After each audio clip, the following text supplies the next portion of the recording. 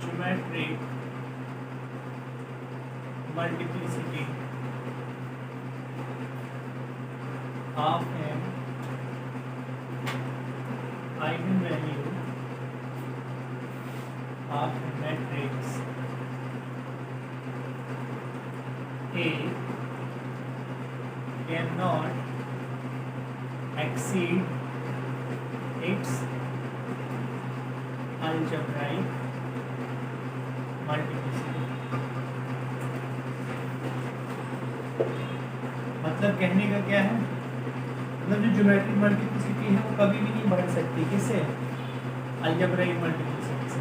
That is algebraic multiplicity क्या होती है?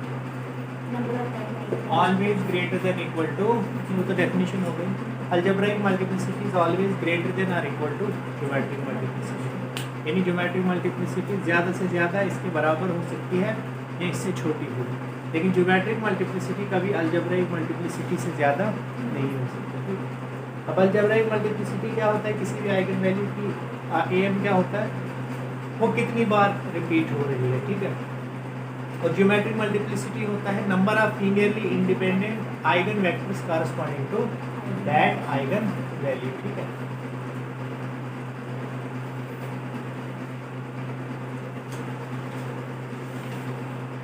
तो प्रूफ देखिए,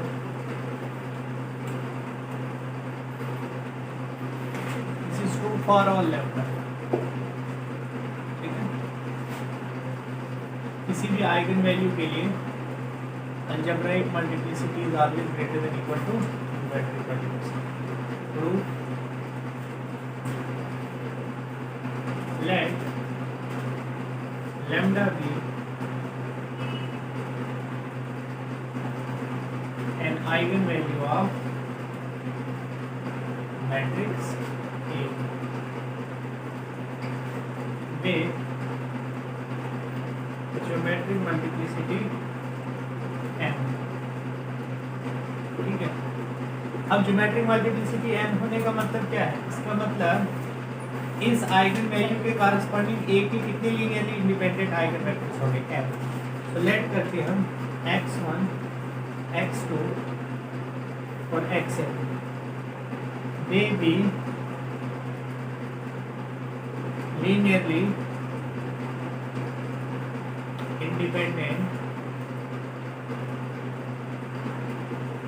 eigen vectors of A with respect to eigen value lambda.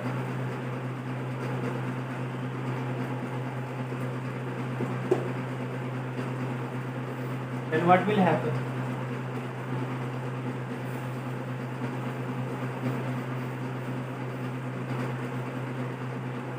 Then ax1 किसके इक्वल हो जाएगा? लैम्डा x1 के ax2 किसके इक्वल होगा? Lambda x2 and so on axm is equal to lambda xm. Now eigenvalue is same, only eigenvector is getting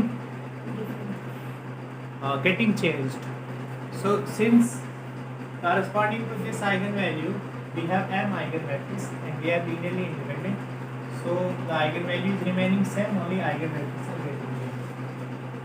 और हम कह सकते हैं शॉर्टकट में axi is equal to lambda xi for all I from 1 to n.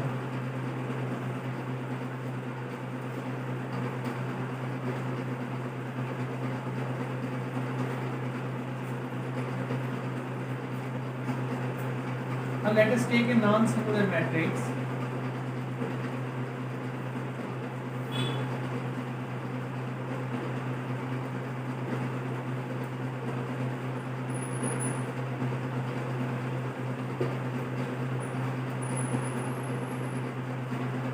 Non singular matrix देते हैं हम whose first columns are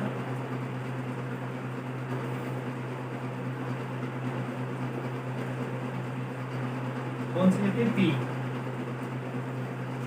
whose first m columns are यही वाले कौन से लीनियरली इंडिपेंडेंट आइगन वेक्टर्स। पहले m कॉलम्स क्या लेते हैं हम उसके लीनियरली इंडिपेंडेंट आइगन वेक्टर्स। जैसे मान लो कि ये मैट्रिक्स है, पहला आइगन वेक्टर सपोज 1 2 3 है, दूसरा 3 4 5 है, तीसरा 6 7 8 है। तो सपोज अगर ये 3 होते तो पहले 3 ऐसे लेते। ऐसे में एक नॉन सिंगुलर मैट्रिक्स लेता हूँ जिसके पहले m कॉलम्स क्या है, यही आइगन वेक्टर्स। ठीक है,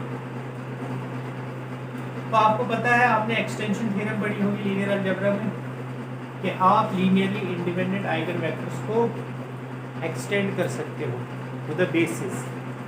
लीनियरली इंडिपेंडेंट आइगन वेक्टर्स को हम एक बड़े सेट के ऊपर एक्सटेंड कर सकते हैं जिसे हम बेसिस कहते हैं, और वो भी क्या होता है, लीनियरली इंडिपेंडेंट होता है। तो हम इन m को क्या कर सकते हैं, bye extension theorem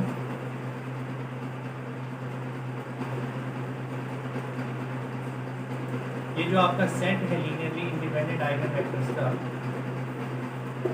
can be extended to, इसको हम एक्सटेंड कर सकते हैं इस पे, एक बड़े सेट पे।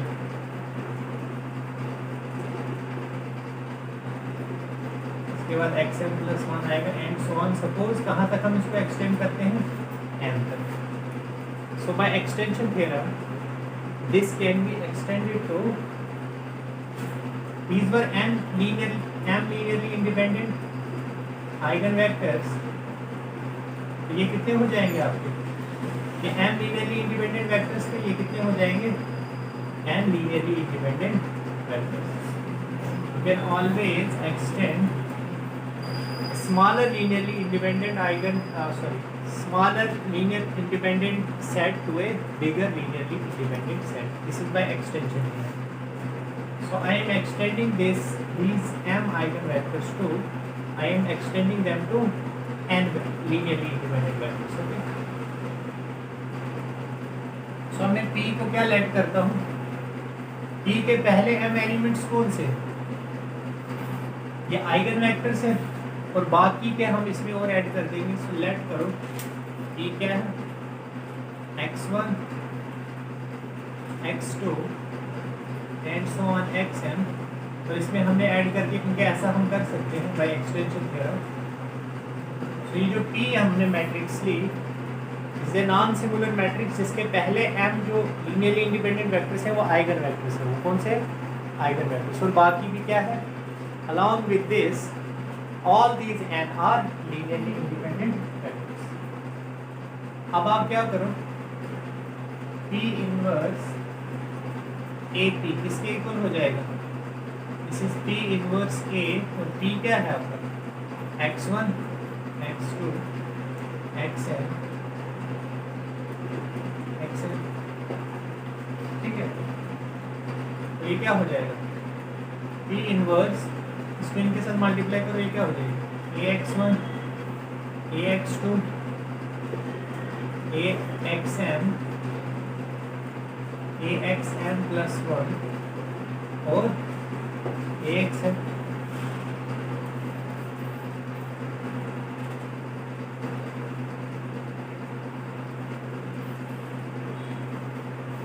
कम से कम यहाँ तक तो हमें पता है कि ये x1 से लेकर xm तक they are linearly independent eigen vectors corresponding to lambda. तो यहाँ तक तो हम लिख सकते हैं ना, क्या लिख सकते हैं, AX1 इज लैम्डा x1, ठीक है, लैम्डा x2, तो ये क्या है, लैम्डा xm। बाकी को हम ऐसे ही लिखते हैं क्या, AXM + 1 और AXM। ठीक है, दिस इज इक्वल टू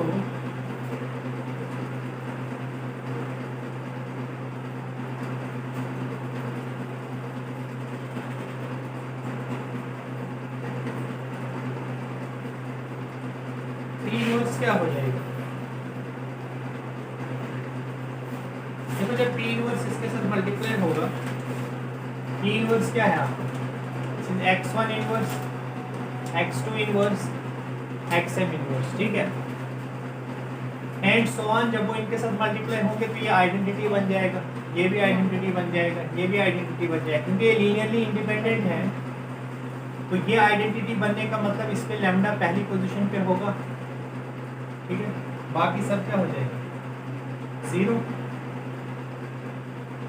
इसमें जो लैम्डा है वो किस पोजीशन पे आएगा, दूसरी पोजीशन, क्योंकि ये सभी लीनियरली इंडिपेंडेंट है और कॉलम्स ही है, तो कॉलम लीनियरली इंडिपेंडेंट होंगे तो ये किलोन फॉर्म को फॉलो करेंगे, लेकिन कॉलम वाइज। फिर ऐसे ही तीसरा यहाँ पे आएगा, और इसको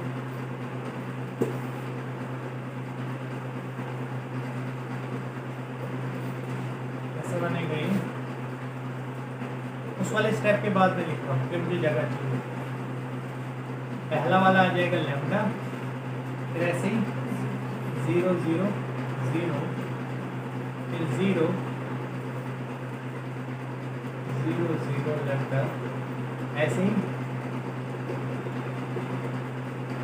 0 0 लैम्डा, ठीक है।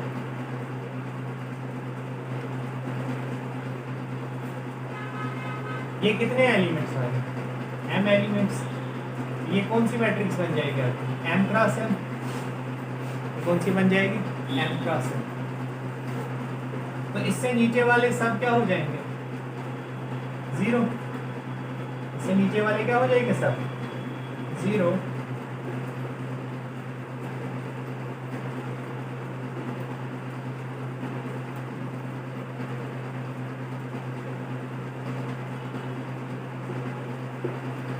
ये लीनियरली इंडिपेंडेंट है और xm तक है, तो xm रो तक क्या हो जाएंगे, ये नॉन जीरो, उसके बाद सब क्या हो जाएंगे, क्योंकि अगर इसमें m लीनियरली इंडिपेंडेंट कॉलम्स हैं तो m लीनियरली इंडिपेंडेंट रोज भी होंगे, क्योंकि column rank is equal to row rank होता है। तो जो अगर कॉलम्स m लीनियरली इंडिपेंडेंट है तो रोज भी कितने होंगे, m लीनियरली इंडिपेंडेंट, तो बाकी जो लीनियरली डिपेंडेंट है वो क्या हो जाएंगे, 0 कॉलम्स। और यहाँ से भी एक मैट्रिक्स बनेगी, मुझे नहीं पता है वो क्या बनेगी, उसका नाम मैं देता हूँ B, और यहाँ पे भी क्या बनेगी, उसका नाम मैं क्या देता हूँ C। मतलब जब ये P इनवर्स आगे इनके साथ मल्टीप्लाई होगा तो इसके कारस्पॉन्डिंग आगे क्या बनेगी, B, और इस 0 के आगे बनेगी दैट इज C।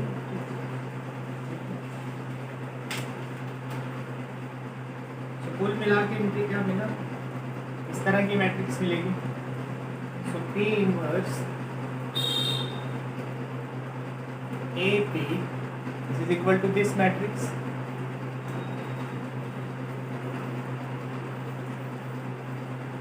इसको मैं फर्दर कैसे लिख सकता हूँ, ये पहली मैट्रिक्स कैसी है, लैम्डा IM, इस पूरे को मैं लिख सकता हूँ lambda IM, because this is identity matrix of order m into lambda.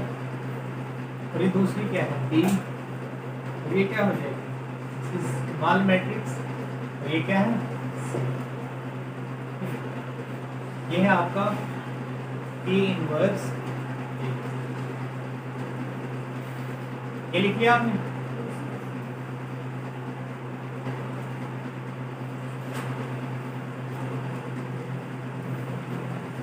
अब आप क्या करो, P inverse AP minus XI का डिटर्मिनेंट ले लो। इसका जब आप डिटर्मिनेंट ले लोगे तो यहाँ से भी किसका डिटर्मिनेंट लेना पड़ेगा, दिस इज इक्वल टू, ये हो जाएगा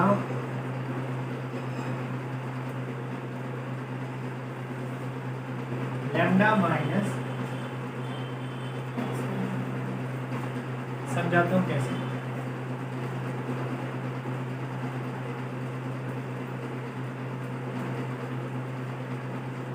ये हो जाएगा आपका कैरेक्टरिस्टिक पॉलिनोमियल। इसको देखो, कैरेक्टरिस्टिक पॉलिनोमियल में क्या होती है आपकी, आइगन वैल्यूज होती हैं। अब जरा गौर से देखिए, तो ये वाला आपका पार्ट है, ये वाला पार्ट, इसके कारस्पॉन्डिंग आपको क्या लिखना है, माइनस लैम्डा आई लिखते थे, अब लैम्डा आई की जगह लिखा है माइनस एक्स आई, तो इसके कारस्पॉन्डिंग क्या आएगा, लैम्डा माइनस एक्स, फिर लैम्डा माइनस एक्स कितनी बार, m बार, तो इसके कवर हो गए सभी।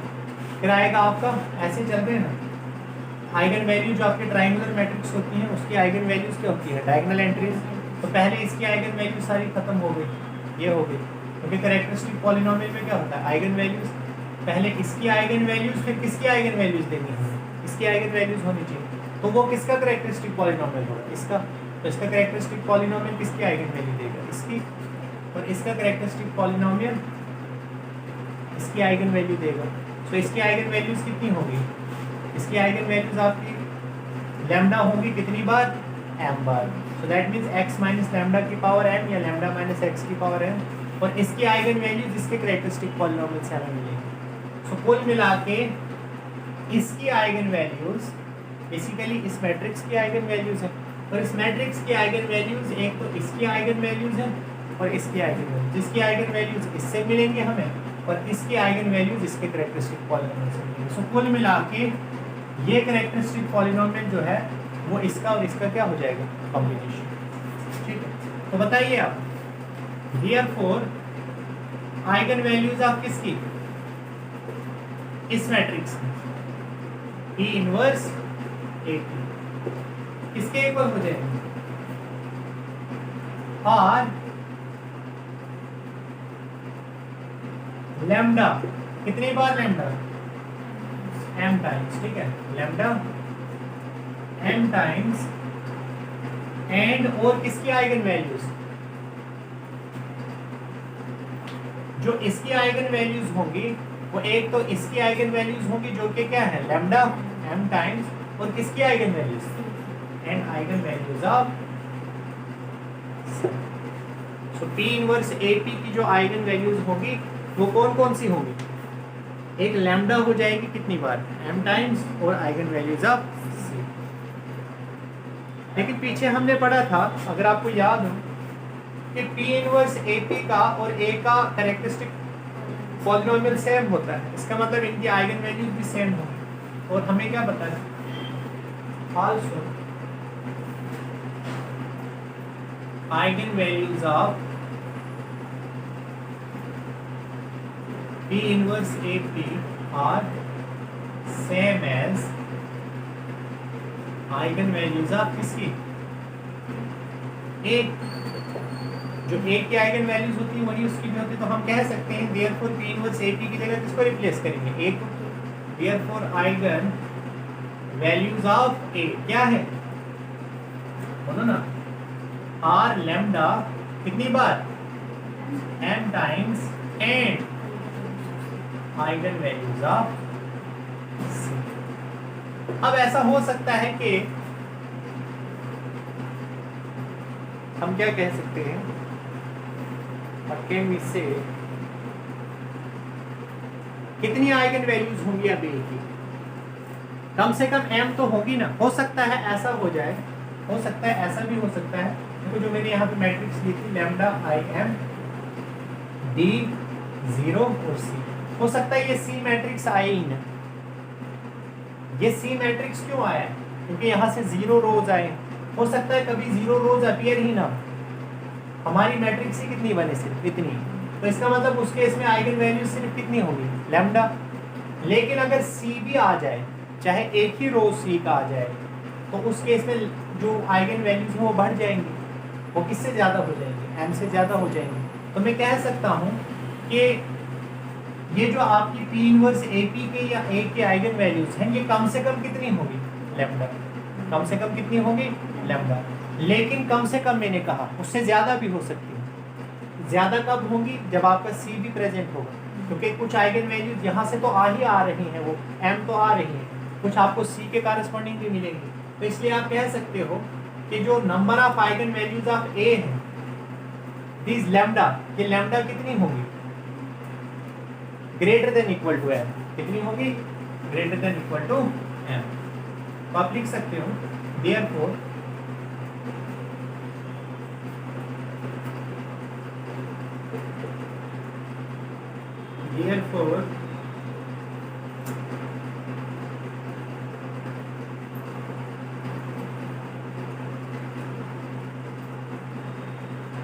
number of times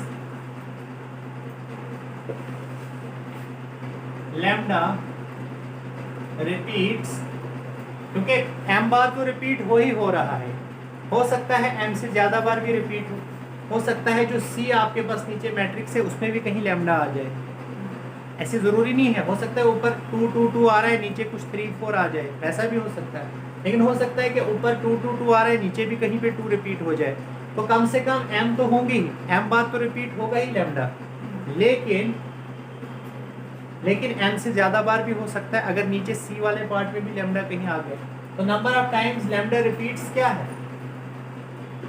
this is greater than equal to m, but number of times lambda repeats, this means this is called algebraic multiplicity of lambda, ये क्या है, this is greater than equal to m, this implies algebraic multiplicity of lambda, but m क्या था, number of linearly independent eigen vectors of lambda, उसे क्या कहते हैं, geometric multiplicity of lambda, this m was what, number of linearly independent शाबाश eigenvectors with respect to eigenvalue lambda. So this means algebraic multiplicity of lambda is greater than equal to, what is this called, geometric multiplicity of lambda. हो गया proof, this completes the proof. तो इसलिए हमेशा जो algebraic multiplicity होती है lambda की वो हमेशा ग्रेटर देन इक्वल टू होती है ज्योमेट्रिक मल्टीप्लिसिटी ऑफ लैम्डा, बात समझ आई, सो इसका प्रूफ था।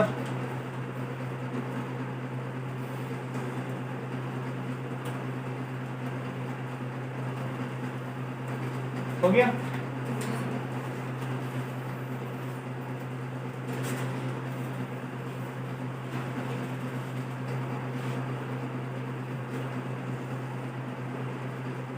अच्छा गौर से देखो, we know that lambda is an eigenvalue of a matrix A if there exists an eigenvector obviously non-zero such that Ax is equal to lambda x, that is इसको हम ऐसे भी लिख सकते हैं a minus lambda I x is equal to 0, ठीक है, if that is मैं a minus lambda I को क्या लिखता हूँ b, dx is equal to 0, where b किसके इक्वल है, lambda, लेट करो rank of b is equal to r, let rank of b is equal to r, then if A is a matrix of order n, then b भी किस order की matrix होगी, if a minus lambda I ये भी n order की होगी, then b is also matrix of order n, then number of linearly independent solutions किसके, बोलो ना, dx equal to 0, number of linearly independent solution किसको कॉरेस्पॉन्ड करता है, is same as number of linearly independent eigenvectors,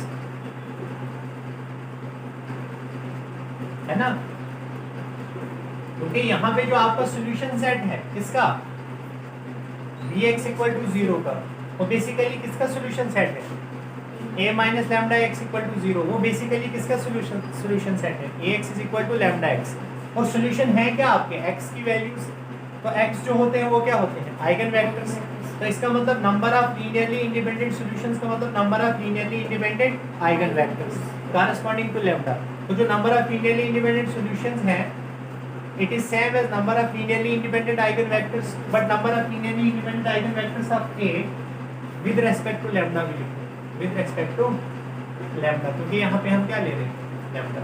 तो ये क्या होता है, ये किसकी डेफिनेशन है, number of linearly independent eigenvectors of किसकी, A की नहीं, सॉरी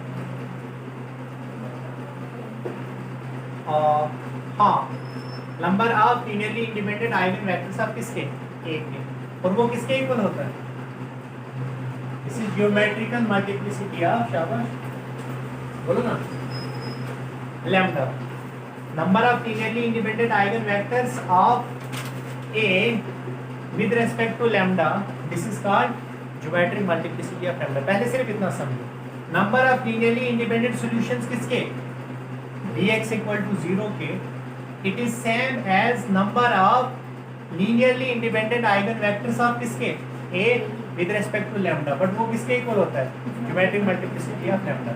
और ये किसके इक्वल होता है, आप मुझे बताओ, number of linearly independent solution अगर रैंक ऑफ B किसके इक्वल है, R के इक्वल। देखो अगर आपको याद हो, हमने किया था ये system of homogeneous system of equations, जहाँ पे मैंने x इक्वल टू 0 लिखा था, मैंने कहा था कि अगर रैंक ऑफ A कितना होता है, R, तो number of linearly independent solution कितने होते हैं, n minus r, number of variables minus rank. तो यहाँ पे नंबर ऑफ वेरिएबल्स कितने हैं, क्योंकि matrix order n cross n की है, तो वेरिएबल भी इसमें कितने होंगे, n ही होंगे, क्योंकि वेरिएबल्स होते हैं अलोंग कॉलम्स जो है आपके, ठीक है।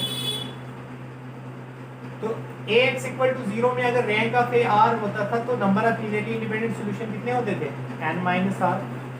यहाँ पे Ax इक्वल टू 0 नहीं है, यहाँ पे क्या है, Bx इक्वल टू 0, तो यहाँ पे number of linearly independent solution कितने होंगे, इसका order n minus r।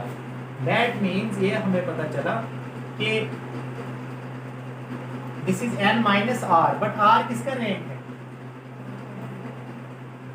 r किसका रैंक है, b का, r किसका रैंक है, b का, बट b किसके इक्वल है, a minus lambda r। So that means this is rank of a minus lambda i। तो कुल मिला के जो आपको याद रखना है ना, वो क्या है, ज्योमेट्रिक मल्टीप्लिसिटी ऑफ लैम्डा किसके इक्वल है, n माइनस r, और r किसके इक्वल है, rank of a minus lambda i। That means this is equal to n minus rank of a minus lambda. तो ज्योमेट्रिक मल्टीप्लिसिटी ऑफ लैम्डा जो है वो किसके इक्वल होती है, n minus rank of a minus lambda. Simply अगर आपने किसी भी आइगन वैल्यू की ज्योमेट्रिक मल्टीप्लिसिटी निकालनी है, तो आप कैसे निकालोगे, n minus rank of a minus lambda i, where n क्या है आपका, this is rank, this is order of a, this is order of a, और लैम्डा क्या है आपकी, जिसकी आप ज्योमेट्रिक मल्टीप्लिसिटी निकालना चाहते हो। तो आप रैंक निकालो किसका, a माइनस लैम्डा i का, उसको n में से क्या कर दो, माइनस, वहाँ से आपको क्या मिलेगा, ज्योमेट्रिक मल्टीप्लिसिटी ऑफ लैम्डा। यहाँ तक नोट करो, फिर आगे चलो।